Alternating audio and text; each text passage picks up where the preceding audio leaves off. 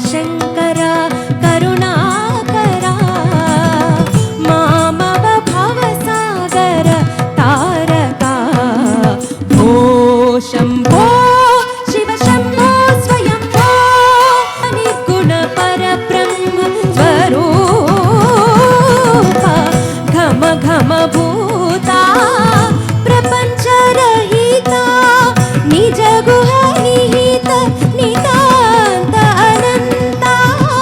निज गुह निहित नितान्त अनन्ता आनन्द अतिशय अक्षयलिङ्गा निज गुह निहित